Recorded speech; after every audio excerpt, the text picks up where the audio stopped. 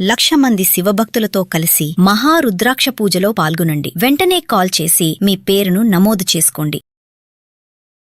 Second marriage చేసుకుందామని marriage bureau నువ్వు నాకు నచ్చావు, నేను చేసుకుంటాను, పిల్ల కూడా మా చెల్లిలాగే అనుకుంటాను అని తాళ్ళ పిల్ల కూడా అనేసి రోజులు పోయిన తర్వాత మా చిన్న పాప ఒప్పుకోవడం లేదు, వద్దులే అని అన్నాడు. పెళ్ళికి చీర పొంతాను రా అనేసి చెప్పిండు. చెప్పిన తర్వాత వెళ్ళాం మేడం. తెల్లారితో పెళ్లి చేసుకుందామా లాలా పెట్టుకొని వాళ్ళ ఫ్రెండ్ వాళ్ళ ఇంటికి తీసుకెళ్ళాడు. పైన చెయ్యేసి టచ్ చేయడం గట్రా చేసిండు. తను వెళ్ళి బలత్కారం చేయబోయాడు. నేను వద్దు సార్ అని అంతా ఇవన్నీ రక్కిసి గీకేసాడు అనమాట. బాగా గీకేసిన తర్వాత ఏం చెప్పాలో తెలియదు. చేశాడు ట్రై చేస్తే నెట్టితే గట్టి ఫీల్డ్ లాలా కూడా తీసుకెళ్ళారు. ఇక్కడ ఎవరు లేరు, పొద్దున్న రమ్మా ఇన్స్పెక్టర్ వస్తాడు అని చెప్పాడు. ఇది ఎంత సీరియస్ కండిషన్ లో ఉన్న కేసులో పాపకు పిలిస్తే పాపకి ఎందుకు సార్, పాపకు రానివ్వద్దు అంటే లేదమ్మా ఆమెతో స్టేట్మెంట్ ఏదో ఒకటి తీసుకోవాలి రమ్మని పిలిచారు. నేను చచ్చిపోతానమ్మా నేను ఉండను అని చెప్పింది.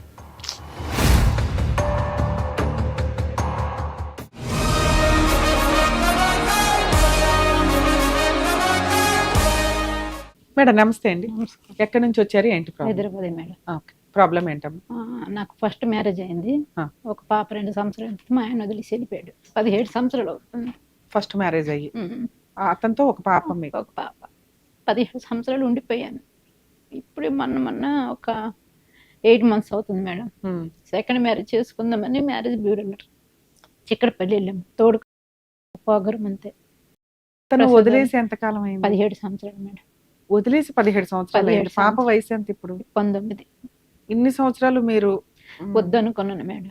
ఏమన్నా కేసులు వేసారా? విడాకులు ఏమి లేదు, ఆయన వెళ్ళిపోయాడు, నేనేం పట్టించుకోలేదు. కోర్టు ద్వారా ఏమన్నా విడాకులు వచ్చినాయా? ఆయనకు లవ్ అంటే మొదటి మ్యారేజ్ అయింది ఆయనకి. ఓహో. మొదటి మ్యారేజ్ అయిన తర్వాత నాకు చెప్పకుండా చేసుకున్నాడు, గుళ్ళో చేసుకున్నాడు. ఏం ఫోటోలు ఏం తీయలేదు. మామూలుగా ఎక్కడికి వెళ్తే ఫోటోలు ఉండేవి, నాకు తీసుకుండేవాడు. అలాగే పాప బర్త్ సర్టిఫికేట్ లో ఫాదర్ పేరు ఉందా? పేరుంది మేడం. మీ ఆధార్ కార్డు లో వాటిలో ఆయన పేరు ఉందా? ఆయన పేరుంది. అది క్యాస్ట్ కలవలేదు, ఆయనది నాది. కానీ మా పాప క్యాస్ట్ సర్టిఫికేట్ అన్ని చేశాను మేడం. ఎస్టీ అని. ఇప్పుడు 17 సంవత్సరాల తర్వాత మెయింటెనెన్స్ గానీ ఏమి తీసుకోలేదు. ఎలా బతికారు మరి పిల్ల పాప? వంట పని చేస్తాను. వంట పని చేస్తాను. మరి ఎన్ని సంవత్సరాల్లో మీకు ఎప్పుడు అనిపించలేదా పాపకి మీకు ఒక తోడు కావాలి అని? అనిపించలేదు. అంటే అతను వస్తాడు వెనక్కి అనుకున్నాను. పాపకి గవర్నమెంట్ స్కూల్లోనే 10th వరకు చదివించాను. ఎందుకు విడిపోయారమ్మా మీ ఇద్దరు? తెలియదు మేడం. అదేని ఆయనకి పెట్టుకుంటారు అనేసి భార్య ఉంది, నువ్వు ఉండగా మళ్ళీ ఇంకో పెట్టుకున్నాడు. ఆయన తర్వాత సరే ఏం పని చేసేవాడు? Government employee madam. అయితే ఎందుకు ఈ టార్చర్ ఉండలేము, అడిగితేమో గట్టిగా అడిగితేమో కొట్టేసి వాళ్ళ అక్కలతో కొట్టించి నిన్ను ఇక్కడ చంపి అడిగేటోళ్ళు ఎవరు లేరు అని అన్నారు. బనగానపల్లి మేడం. అది ఎక్కువ నేను వెళ్ళిన 2 రోజుల్లోనే ఒక మర్డర్ కూడా అక్కడ జరిగింది. ముస్లిమ్స్ చంపేయడం గట్రా జరిగింది. ఏదైనా అయితే నా పిల్లలకి. వాళ్ళు ఎవరు, మీరెవరు? వాళ్ళు అంటే వేరే ఆ ఊర్లోనే మర్డర్లుగా జరుగుతుంటాయి మేడం. భయం వేస్తారు, ఆయుధం కదా అనేసి. నీకు ఎక్కడ చంపి పాతేసినా నీకు ఎవరు అడిగేటోళ్ళు లేరు అనేసి అని అనగా నాకు భయం వేసింది. రాత్రికి రాత్రి పిల్లకి పట్టుకొని నేను వచ్చేసాను. వచ్చి హైదరాబాద్లోనే బతుకుతున్నాను. అలా బతుకుతుంటే మొన్న 8 months అయింది మేడం. ఆగస్టులోనైతే తోడు కావాలనేసి అంత మా ఫ్రెండ్ ఒక ఆమె అన్నది, ఎన్ని సంవత్సరాలు అంతావు కదా, పిల్ల అయితే నువ్వు ఒక్కదరవ అయిపోతావు కదా, వెళ్ళు అని అన్నది. అంతే చిక్కడపల్లి వెళ్ళాను. ఒకసారి వెళ్ళాను, నచ్చలేదు, నాకు వచ్చేసాను. పిల్లకి యాక్సెప్ట్ చేయడం లేదు ఎవరు అనేసి. 2వ టైం వెళ్ళాను. మళ్ళీ పిలిచారు వాళ్ళు, వెళ్ళాను.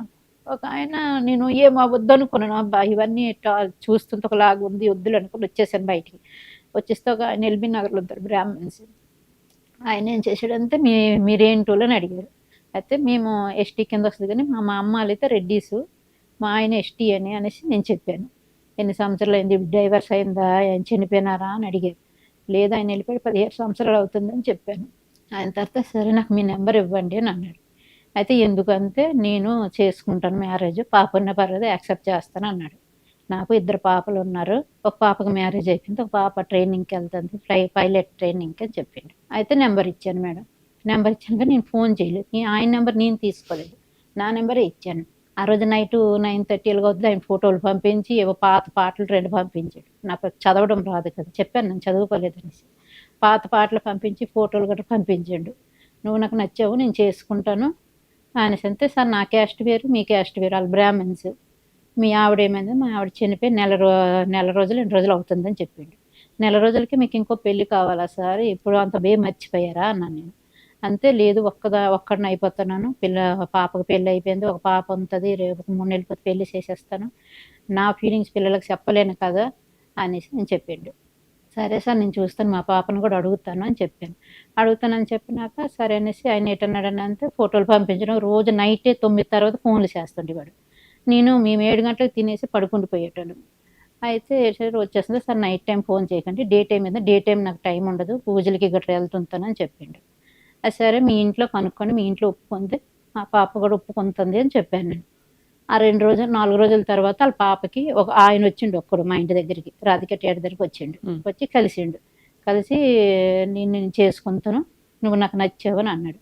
మీ పిల్లలు ఫస్ట్ ఒప్పుకొని సార్ తర్వాత చేసుకుందామా అనేసి నేనేం చేస్తాడు పూజలు చేస్తుంటాడట మేడం. గవర్నమెంట్ ఆఫీసర్నే వదిలేసావు ఏది ఏ కేసులు వేసినా కొంత కాంపెన్సేషన్ ఏమన్నా వచ్చేది ఇతన్ని ఏ రకంగా నమ్మావు నువ్వు అయితే చేసుకుంటాను అన్నాడు. భార్య పిల్లలు ఉన్నారు కదా భార్య లేదు మేడం ఆయనకి పిల్లలు ఉన్నారు ఒక పాపకు పెళ్లి అయిపోయింది.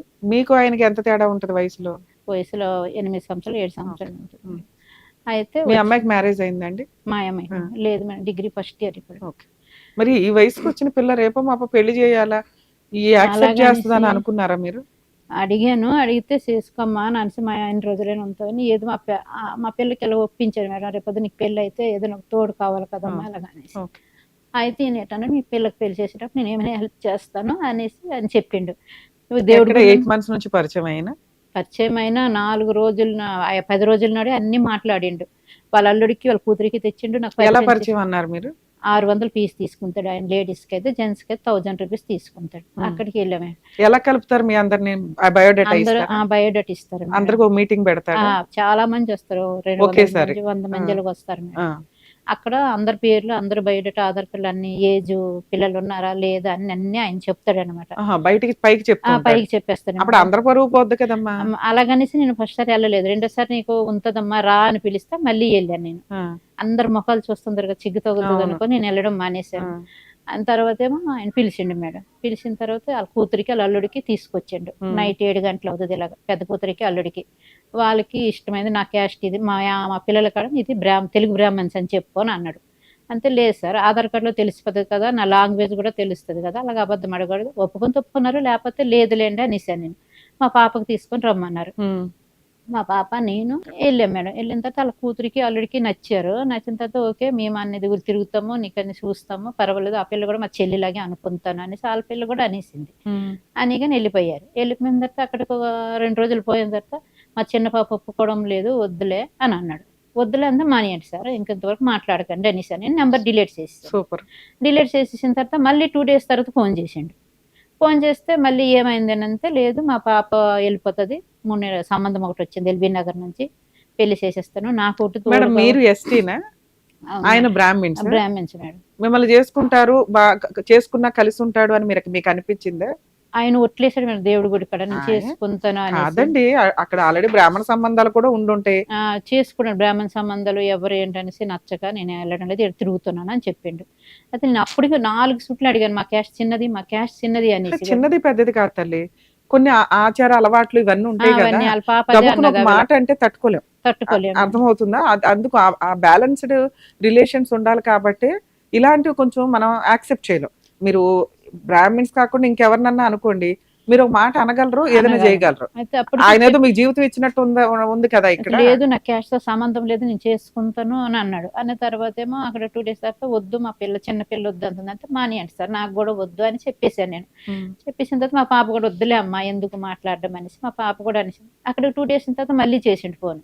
మళ్ళీ చేసి లేదు నువ్వు నాకు బాగా నచ్చావు నేను వదులుకోలేకపోతున్నాను నేను చేసుకుంటున్నాను నీ సార్ ఒకసారి పర్సనల్గా మాట్లాడుతున్నాను మళ్ళీ గుడి కడక రా అని పిలిచినాడు.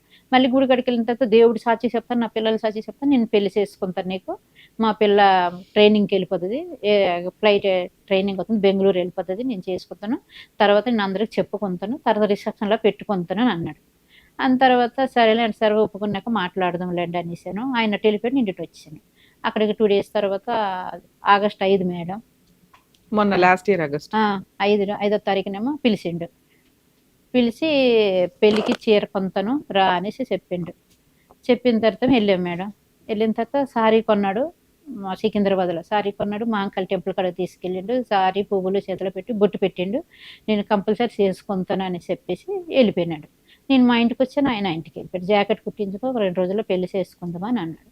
సరే నేను వచ్చేసాను. వచ్చేసిన తర్వాతేమో మళ్ళీ ఆ నైట్ ఫోన్ చేసి మా పాప చూసింది ఫోన్‌లోన నేను చీర కొన్ని డబ్బులన్నీ చెన్నై షాపింగ్ మాల్‌లో నేను కొన్నది బిల్లన్నీ చూసింది. తిడుతుంది. వద్దులే అన్నాడు మేడం మళ్ళీ. నాకు ఈ నసొద్దు సార్, ఈ టార్చర్ వద్దు. రోజు మీరు ఇప్పుడు దౌనంతరు, రేపు పాదంతన్నారు. ఇప్పుడే ఇలాగుంటే మీరు ఇంక లైఫ్ లాంగ్ ఇంక ఇలాగుంటారని గ్యారంటీ లేదు. నాకు వద్దులేండి సార్ మానేయండి. మీ చీర మీరు తీసుకెళ్ళిపోండి. నాకు ఒక ఎవరిచ్చినా నాకు వద్దు అన్నా నేను. అంతే లేదు ఇచ్చాను అనుకోను. అంత ఇచ్చాను నేనేమి ముష్టిదాన్నా నాకేమైనా మీరు ధర్మం చేయనంటే అది మీ ఇంటికాడికి వచ్చి అడుక్కున్నానా తీసుకెళ్ళిపోండి మీ చీర మీ పిల్లలు ఎవరైనా కట్టుకుంటారు కొత్త చీరే కదా అన్నాను నేను. లేదు లేదు ఫ్రెండ్ లాగా ఇచ్చాను అనుకో పోనీ ఉంచుకో అని అన్నాడు. లేదు సార్ మీరు ఎప్పుడైనా ఇటు వచ్చినాడైనా నేను అటు వచ్చినాడైనా మీ చీర మీకు ఇచ్చేస్తానని చెప్పాను. ఆయన తర్వాత సరేలే అనేసి పెట్టేసేయండి. ఎంత చీర? చీర 8,000 అయింది మేడం. అబ్బా! కొన్నాను. 8,000 అయితే సరే అనుకొని అక్కడికి 7వ తారీఖున చెప్పిండు. 10వ తారీఖున నాకు ఫోన్ చేసిండు. లేదు సార్ నా ఫోన్‌లో బ్యాలెన్స్ లేదు. నేను ఫోన్ చేయలేను. నేను ఊరు వెళ్తాను సార్. నాకు పని ఉన్నది అని చెప్పాను నేను.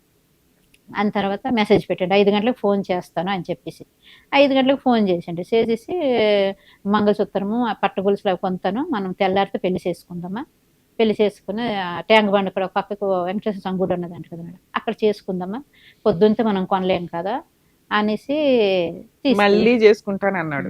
5వ తారీఖు రోజు ఏరుకునే రోజు రూమ్ ఫ్రెండ్ పంతులు ఉంటాడు రా వెళ్దామా జాతకం చూపిస్తాం అన్నాడు మేడం.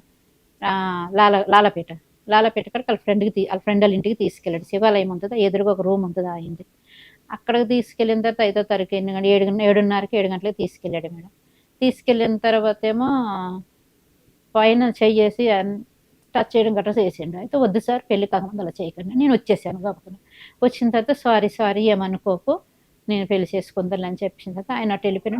ఫిజికల్ రిలేషన్ ఉందా మీ ఇద్దరికి? లేదు మేడం, టచ్ వరకే ఉన్నది. ఆయన తర్వాత ఏమో అక్కడ టచ్ చేసి నేను కోపం అయిపోయి వెళ్ళిపోయాను. మీతో నాకు పెళ్లి వద్దు సార్ సెట్ కావడం లేదు అనుకొని చెప్పేసి వెళ్ళిపోయాను. వచ్చిన తర్వాత వాళ్ళ అమ్మాయి ఒప్పుకోవట్లేదు అన్నాడు. ఒప్పుకోవడం లేదు. కొన్నాడు. 10వ తారీఖు రోజేమో నాకు ఆగస్టు 15 ఆ 10వ తారీఖే మంగళసూత్రం కొందామా పట్టీలు కొందామా రా అని పిలిచిండు. రా అని పిలిచిన తర్వాత ఏమో సరే అనుకుని ఇలా నా ఫోన్లో బ్యాలెన్స్ లేదు సార్ నేను రాలేను, నాకు చేతులు కూడా పైసా లేదు, ఆటోకి రాను నాకు కూడా అంతే, ఇక్కడ కొందాం రాధిక థియేటర్ దగ్గర ఉన్నాయి కదా చాలా షాపులు కొందాం రానంటే లేదు ఇక్కడ మా ఫ్రెండ్ కూడా వస్తాడు కదా కొనాలి, మనకు ముహూర్తాలు తీస్తాడు తెల్లారితే మళ్ళీ 9 గంటలకు షాప్ లేట్ ఉండవు అని చెప్పింది. నువ్వు రా ఆటో మీద నేను డబ్బులు కడతానులే అని అన్నాడు. అంతా మళ్ళీ నేను రాత్రి వంట చేసుకొని 8 గంటలు అవుతుంది వెళ్ళాను మేడం. 8:30 అవుతుంది వెళ్ళాను. వెళ్ళిన తర్వాత ఏమో కొందాం రా స్కూటీ మీద అక్కడ నిలబడ్డాడు, ఆటోకి డబ్బులు ఇచ్చిండు తీసుకెళ్ళాడు. మళ్ళీ ఎందుకు సార్ తీసుకెళ్తున్నారని అంతే లేదు ఆయన కూడా వస్తారు ముహూర్తం చూడాలి కదా అలాగా నువ్వు ఉండాలి కదా అని చెప్పాడు. ఉండాలి కదా అని తర్వాత ఆ రూమ్కి తీసుకెళ్ళిన తర్వాత ఏమైనా తాగుతావు అన్నట్టు నేను ఎంత అంతా తినేసే వచ్చాను నేను అన్నాను. నేను కొన్నారా గోల్డ్ అవి? లేదు మేడం. అయితే రూమ్కి తీసుకెళ్ళాడు. రూమ్ తీసుకెళ్ళిన తర్వాత ఏమైనా తాగడానికి తెస్తాననేసి వాళ్ళ ఫ్రెండ్ ఏమో బయట నుంచి గడెట్టుకుంటూ వెళ్ళిపోయినాడు. గడెట్టుకుంటూ వెళ్ళిపోయిన తర్వాత ఏమో ఈయన చేశాడు వాళ్ళ ఇంట్లో కెమెరా ఉంది, ఈ కెమెరా పనిచేస్తుందిరా అంటే లేదు ముఖ్యమైనవి ఉంచుతారు ముఖ్యమైనవి అయితే డిలీట్ చేసేస్తారని ఆయన చెప్తున్నాడు. వాళ్ళ ఇంట్లో కుక్కలు పిల్లులు చాలా ఉన్నాయి మేడం. కుక్కలు పిల్లులు ఉన్నాయి కదా నేను వాటికి వీడియో తీసుకుంటాను, ఫోటోలు వీడియోలు తీసుకుంటుంటే ఆయన బయట నుంచి గడెట్టుకుంటూ వెళ్ళిపోయినాడు. ఈయనెమరా ఇల్లు చూద్దుగానే లోపలికి చెయ్యి పట్టుకొని తీసుకొని వెళ్ళి బతకరం చేయబోయాడు. నేను వద్దు సార్ అని అంతా ఇవన్నీ రక్కేసి గీకేసాడు అనమాట. బాగా గీకేసిన తర్వాత ఏం చెప్పాలో తెలియదు మేడం. చేశాడు ట్రై చేస్తే నెట్టితే గట్టి ఫింగర్ అమ్మో తలుపుతీ అని చెప్పి ఎవ్వరు లేరు. ఈ చెయ్యి గట్టి నొక్కేసి గుద్దీసాడు. ఇప్పుడు చెయ్యి ఎత్తలేకపోతున్న పైకి. ఇప్పుడు 5 నెలలు అయింది వంటకు కూడా వెళ్ళడం లేదు. ఆ రాత్రి అక్కడి నుంచి నేను తలుపు తీయరు అన్ని పుడితే అన్ని తలుపులు పని చేస్తున్నాడు. తర్వాత పెద్దగా అరుస్తుంటే అప్పుడేమో ఫోన్ చేసిండు ఆడికి వచ్చి డోర్ తీయనేసి. డోర్ తీయాలంటే డోర్ తీస్తే నేను వచ్చేస్తూ ఉండు నీకు దింపుతానని చెప్పేసి మరి ఆ చీకట్లో నీకైతే అందులో తెలియదు కదా స్కూటీ మీద రోడ్డు వరకు దింపిండు. రోడ్డు వరకు దింపేసిన తర్వాత నేను మరి పెళ్లి చేసుకోలేను మీది క్యాస్ట్ చిన్నది అని చెప్పేశాడు. నేనేమన్నది ఒక్క మాట కూడా ఆడలేదు మేడం. చిన్న పోలీస్ స్టేషన్కి వెళ్ళిపోయిన అదే టైంలో అలా కూడా వెళ్ళిన తర్వాత ఏమో అక్కడ ఎవరు లేరు, పొద్దున్న రమ్మా ఇన్స్పెక్టర్ వస్తాడని చెప్పాడు. ఎంత సీరియస్ కండిషన్ లో ఉన్న కేసులు అయితే సరేలే అనుకొని 9:30 అయిపోయింది కదా, నైట్ అయిపోతుందని ఇంటికి వచ్చేసాను నేను. మళ్ళీ తెల్లవారు వెళ్ళాను 11 గంటలకి. 11 గంటలకి వెళ్తే సార్ లేరు, ఏదో మీటింగ్కి వెళ్ళున్నారు అని చెప్పారు. మీటింగ్కి వెళ్ళున్నారు అంటే మళ్ళీ అప్పుడు సాయంకాలం 4 గంటల వరకు అక్కడే కూర్చున్నాను. మళ్ళీ ఆయన వచ్చినాడు. ఆయన వచ్చి నీకు పర్వాలేదమ్మా, 15 రోజులైనా సరే నీ కేసు రాస్తాను అని చెప్పిండు. చెప్పిన తర్వాత ఏమో రాసిండ్రు, ఏమేమో రాసిండ్రు, ఏమేమి చేసిండ్రు, ఎల్లు అని అన్నారు. ఎల్లు అని పేపర్స్ తెచ్చారమ్మా? ఎఫ్ఐఆర్ కాపీ ఉందా? అయితే ఎల్లు అన్నారు. వెళ్ళిన తర్వాత మళ్ళీ వెళ్ళాను. ఆయనకి ఎతుకుతారు, పట్టుకుంటారులే, ఆయన ఎక్కడ ఉంటారని అంటే ఎల్బీ నగర్లో ఉంటారు సార్ అని చెప్పాను. ఫోన్ నెంబర్ ఇచ్చాను. ఆయనకి 2 రోజుల నాడు ఎతికి తెచ్చారు. ఎతికి తెచ్చిన తర్వాత మీరు చేశారంటే ఏం లేదంటున్నాడు, అబద్ధం ఆడుతున్నాడు, నువ్వు అబద్ధం ఆడుతున్నావు అనేసి నా అక్కడ ఎస్ఐ మమతా మేడం అనేసి ఉన్నారు. మెడికల్ టెస్ట్ కి పంపించలేదా మిమ్మల్ని ఆ రోజు? అయితే లేదు మేడం, నేను కుక్కలకి వీడియో తీస్తున్నాడు, ఆయన నాకు నెట్టుతున్నప్పుడు అన్ని వదులన్నా అంతే రికార్డ్ అయిపోయింది మేడం. మొహాలు సరిగ్గా పడలేదు, రికార్డ్ అయిపోయింది. రికార్డ్ నా మొహమే పడ్డది ఎక్కువ.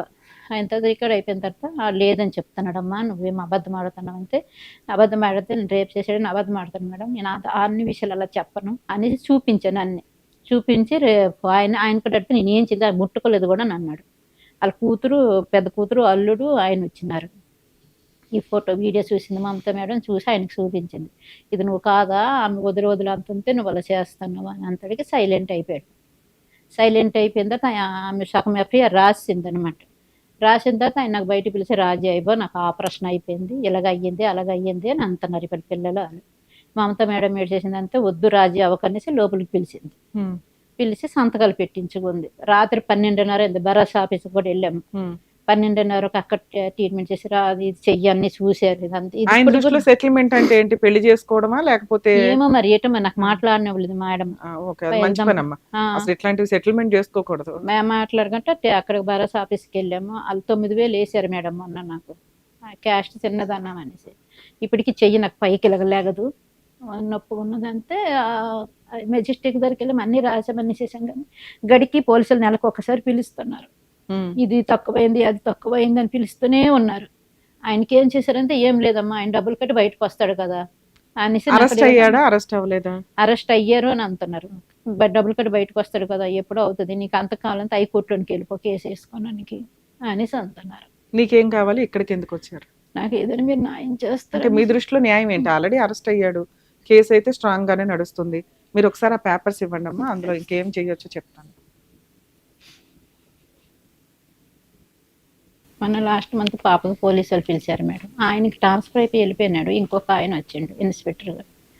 పాపకు పిలిస్తే పాపకి ఎందుకు సార్, పాపకు రానివ్వద్దంటే లేదమ్మా ఆమెతో స్టేట్మెంట్ ఏదో ఒకటి తీసుకోవాలి రమ్మని పిలిచారు. పాప స్టేషన్కి వెళ్ళేసి 2 గంటల సేపు కూర్చున్నాం అక్కడ. అప్పుడు ఏదేదో అడిగినారు. పాపకి రాసుకుని ఇంటికి వచ్చిన తర్వాత నేను చచ్చిపోతానమ్మా, నేను ఉండను అని చెప్పింది. నేనే చచ్చిపోతున్నా, మా పాప ఊరేసుకొని ట్రై చేశాను మేడం. మా పాప తిత్తరం ముందు మానేసి అన్నది. లేడీస్ పెళ్లి పేరుతో అబద్ధాలు చెప్పడం, లేడీస్ బ్లాక్మెయిల్ చేయటం, లేడీస్ స్వార్థంతో అబ్బాయిల్ని ట్రాప్ చేసి పెళ్లి పేరుతో 10 మందిని పెళ్లిళ్ళు చేసుకుంటామని చెప్పి బ్లాక్మెయిల్ చేయడం, ఇవి రెగ్యులర్గా మనం చూస్తున్నాం. మరి ఈ కేసు ఆ లిస్ట్లోకి వస్తుందా? మోసం చేసే స్త్రీ. ఎందుకు చాలా సందర్భాల్లో జెంట్స్కి ఫేవర్గా ఈ రోజున మాట్లాడాల్సి వస్తుందంటే, చాలా కేసులు మిస్యూజ్ అవుతున్నాయన్న ఉద్దేశం. తప్పు చేసేది ఇద్దరు అయినప్పటికీ మ్యాక్సిమం కేసుల్లో బలవుతున్న వ్యక్తులు జెంట్స్. ప్రతి కేసు ఒకటే కాదు, ఈ కేసు పూర్తి విరుద్ధం. ఒక స్త్రీ ఇక్కడ కూర్చొని, ఇక్కడ మా రమ్య గారి ముందు కూర్చోవాలంటే మ్యాక్సిమం ఒక భయపడతారు. తప్పు చేసిన వాళ్ళు ఎవరు ఇక్కడికి రారు, న్యాయం కావాలి అనుకునే వాళ్ళు ఇక్కడికి వస్తూ ఉంటారు. నాతో మాట్లాడేటప్పుడే నేను కొంత అబ్జర్వ్ చేయగలుగుతాను ఏది నిజం ఏది అబద్ధం అని. బయట దగా చేసే లేడీస్ అంతా ఒకవైపు ఉంటే, కొన్ని సందర్భాల్లో అనిపిస్తుంది ఎట్లాంటి కేసులు ఉండాలరా బాబు జెంట్స్ తోలు తీయడానికి అని. ఎందుకంటే ఇలాంటి బాధితుల్ని రక్షించాలి అంటే కనీసం ఇలాంటి చట్టాలు ఉండాలి. లేడీస్నన్నా కంట్రోల్ చేయొచ్చేమో కానీ జెంట్స్ని కంట్రోల్ చేయడం కుదరదు, జరగదు. ఎందుకంటే కొన్ని 100 సంవత్సరాలు పట్టింది లేడీస్కి ఉపయోగపడే విధంగా చట్టాలు తీసుకురావడానికి. కానీ ఇలాంటి బాధితులు ఉపయోగించుకోవాల్సిన కేసుల్ని, చట్టాలని మిస్యూజ్ చేస్తూ, బ్లాక్మెయిల్ చేస్తూ కొంతమంది అమ్మాయిలు చేస్తున్న రాంగ్ ఫైలింగ్స్ వల్ల ఈ రోజున ఈ బాధితురాలు పోలీస్ స్టేషన్కి వెళ్ళటానికి కూడా భయపడుతుంది, ఇబ్బంది పడుతుంది. వింటుంటే మేబీ మీకు మేము కొంత టెలికాస్ట్ చేస్తామేమో కానీ ఒళ్ళు జలధరించిందండి. Too much. ఒక తోడు కావాలి అనుకొని మ్యారేజ్ బ్యూరోకి వెళ్ళింది. ఎక్కడ సోషల్ మీడియాలో ట్రాప్ చేసుకుంటూ కూర్చోాల, అతని దగ్గర నుంచి ఏమీ డబ్బులు తీసుకోవాల. మ్యారేజ్ బ్యూరోలు ఈ రోజున ఒకప్పుడు సంబంధాలంటే చుట్టాలు వీళ్ళు వాళ్ళు వెతికి తీసుకొచ్చేవాళ్ళు. ఈ రోజున సంబంధాలంటే మ్యారేజ్ బ్యూరోలకు వెళ్తున్నారు. మ్యారేజ్ బ్యూరోల్లో ఇన్ఫర్మేషన్ ఏది కరెక్ట్ కాదు, ఇంక్లూడింగ్ శాలరీతో సహా. అయినా తప్పదు, ఒక వ్యక్తి ఇంకో వ్యక్తికి పరిచయాలు అవ్వాలి అంటే వెళ్తున్నారు.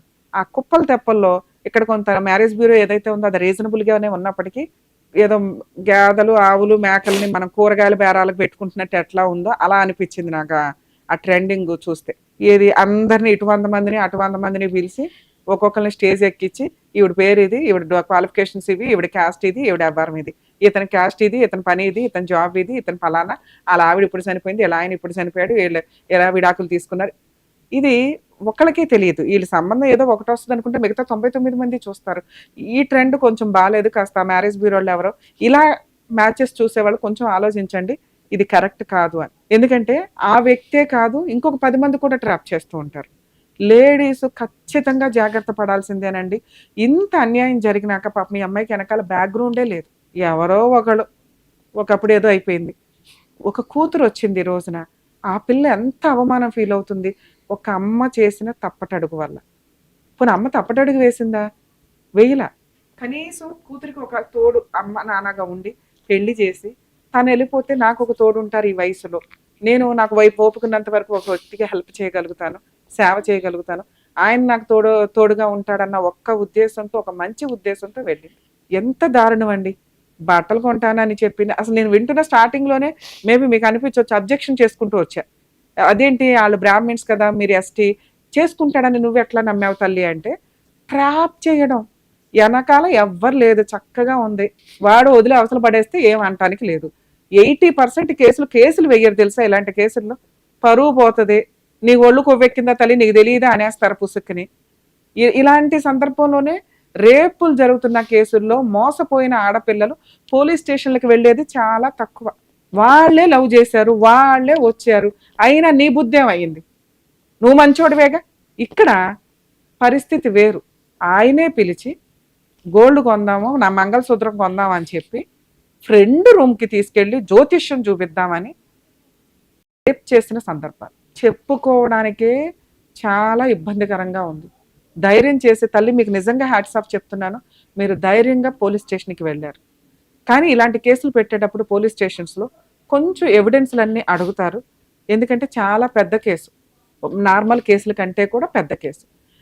మనం ఈ మధ్య సోషల్ మీడియాలో కానీ వీటిలో కానీ చూస్తున్నాం, సెలబ్రిటీ పిల్లలు, పొలిటికల్ లీడర్స్ పిల్లలు మైనర్ అమ్మాయిలతో ఫ్రెండ్షిప్ చేసి మైనర్ అమ్మాయిలే వచ్చి మీద పడినా కూడా అది చాలా స్ట్రాంగ్ కేసు.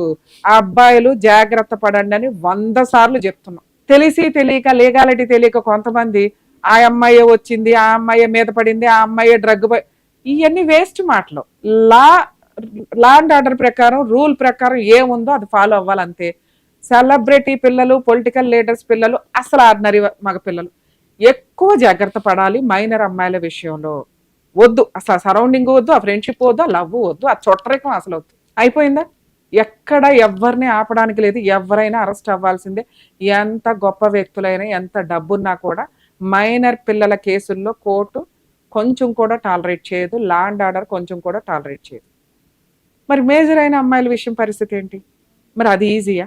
ఆ పవర్ కంటే కొంచెం తక్కువేమో, కానీ ఈ కేసు కూడా ఏం తక్కువ కాదు. నిజమా కాదా అనేది కోర్టు డిసైడ్ చేస్తుంది. ఏంటి నిజం?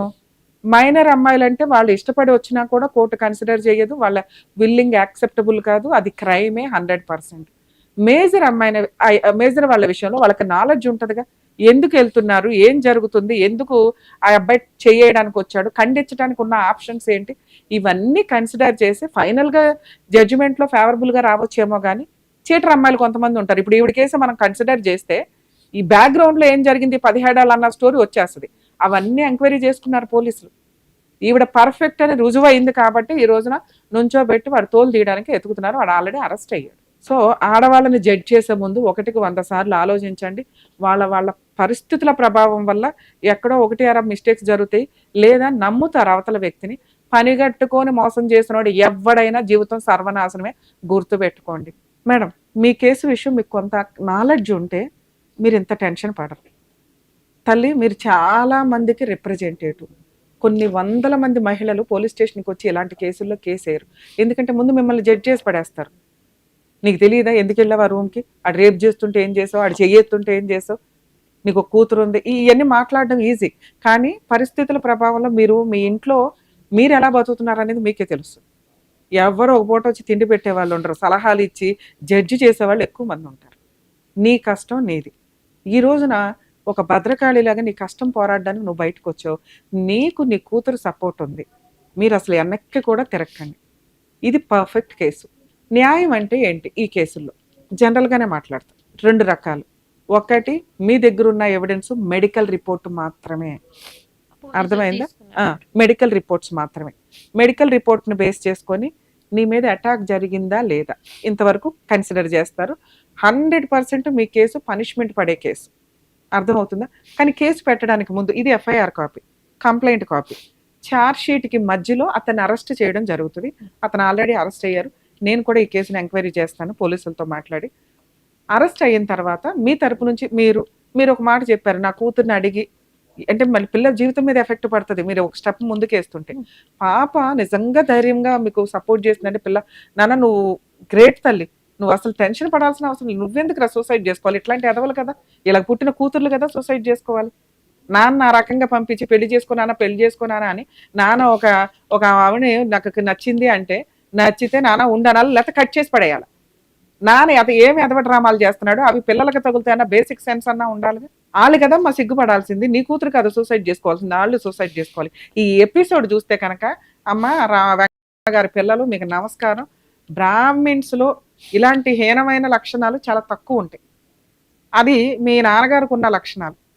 కొంచెం ఆయనకు బుద్ధి చెప్పండి. ఈవిడికి న్యాయం చేయడానికి ఒక స్త్రీగా మీరు ఒక అడుగు బయటకు వేయండి అని నా రిక్వెస్ట్. లేదా మేము ఆల్రెడీ హెల్ప్ చేద్దాం, చూద్దురు కానీ ఎలా ఉంటుంది. మేడం, లీగల్ ప్రాసెస్లో మీ అమ్మాయి స్టేట్మెంట్ అవసరం, ఇప్పించండి, ప్రాబ్లం లేదు, ఇచ్చేసింది, ఇంకా సైలెంట్. ఛార్జ్ షీట్ ఫైల్ అవుతుంది.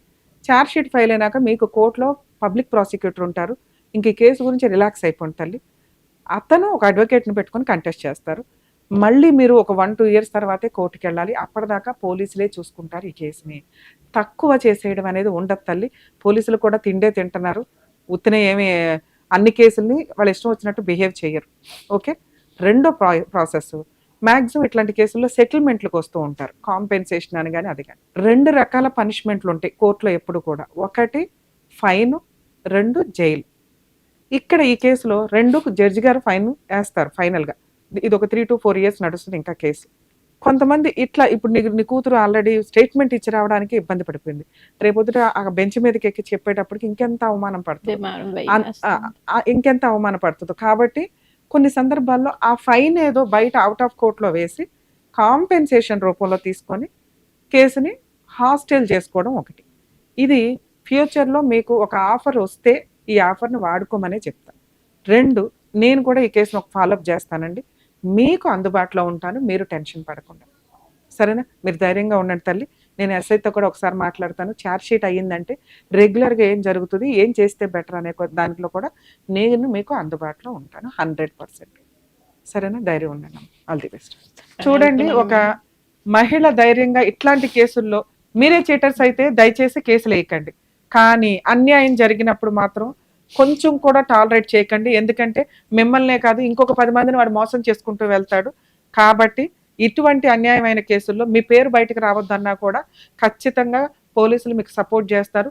లీగల్ ప్రాసెస్లో మీకు కొంత టైం పట్టొచ్చేమో కానీ వాళ్ళకయ్యే లీగల్ ఎక్స్పెన్సెస్ చాలా ఎక్కువ ఉంటాయి.